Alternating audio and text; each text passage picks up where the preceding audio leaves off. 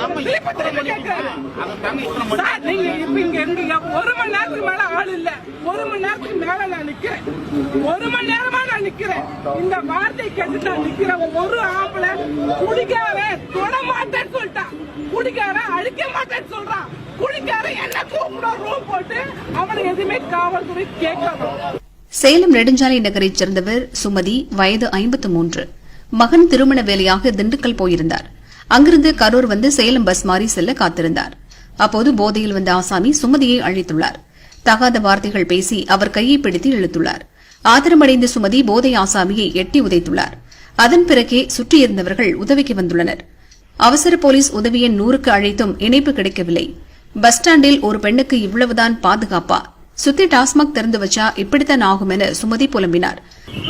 Bus ஸ்டாண்ட்ல ஒரு பொண்ணு தனியா நிக்கவே முடியாதா, கூடாதா? அப்ப ஊர்ல வரவங்க ஆள் கூட்டா வருவாங்களா?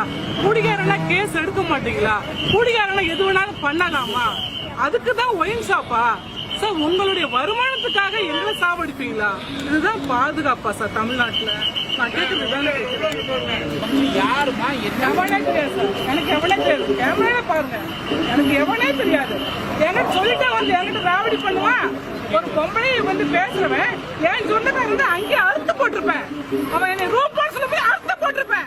அவன் யாருன்னு நீங்க கேக்குறீங்க? என்ன யாரு யாருன்னு பேசுற? என்ன யாரு உங்கள்கிட்ட யாரு பிரச்சனை பண்ணவனே கேக்குறோம். எவனே தெரியாது. கேமரா பாருங்க சார். போடுறேன் பாடி சொல்றான். என்ன சார் பேசிட்டு இருக்கீங்க? மன உடத்துல அவ்வளவு தூரம் நான் பார்த்து சொல்லிட்டு என்ன நடந்துச்சு என்ன நடந்துச்சு அந்த வார்த்தை எத்தனை சொல்றானே. என்ன ஒருத்த கூப்பிடா யாருன்னே தெரியலன்னு சொல்றேன். நீங்க இப்ப இங்க இருந்தீங்க, ஒரு மணி நேரத்துக்கு மேல ஆள் இல்ல, ஒரு மணி நேரத்துக்கு மேல நான் நிக்கிறேன், ஒரு மணி நேரமா நான் நிக்கிறேன். இந்த வார்த்தை கேட்டு நான் நிக்கிறேன். ஒரு ஆம்பளை குடிக்காரன் தொட மாட்டேன்னு சொல்லிட்டான், குடிக்காரன் அழிக்க மாட்டேன்னு சொல்றான், குடிக்காரன் என்ன கூப்பிட ரூம் போட்டு அவனை எதுவுமே காவல்துறை கேட்கணும், கேஸ்ல எழுத மாட்டேன் பண்ண மாட்டேன் அப்படின்னு சொல்றாங்க. நீங்க காவல்துறை நாடுங்க அப்படின்னு சொல்றாங்க. இந்த இடத்துல வண்டி நிக்குது, காவல்துறை வரல. 100க்கு போன் போட்டேன், லோக்கல் இன்ஸ்பெக்டருக்கு போன் போட்டேன், அது எதுவுமே வரல. கேமரால பாருங்க அவன் என்கிட்ட எவ்வளவு தகாதா நடந்துகிட்டான் அப்படின்னு. நான் கேக்குறேன், தண்ணி போட்டுட்டு எந்த ஒரு பொண்ணும் அவன் வான்னு கூப்பிடுவான், நான் அவனை அடிச்சா கேஸ் வந்து ஆகாது அப்படின்னா அப்ப குடிக்காரன் என்ன பண்ணட்டும், எனக்கு என்ன பாதுகாப்பு? தமிழர்கள் முதல்வர் அதுக்காக தான் இத்தனை ஒயின் ஷாப் திறந்து எங்களை இப்படி வாடின்னு அவன் கூப்பிடுவான். நான் நின்று அவனை வந்து எதுவும் கை வைக்காம ஆளுங்க பாக்குறாங்க, தொடமாட்டான் அப்படின்னு சொன்னாங்கன்னா அப்ப எங்க பாதுகாப்பு என்ன சார்?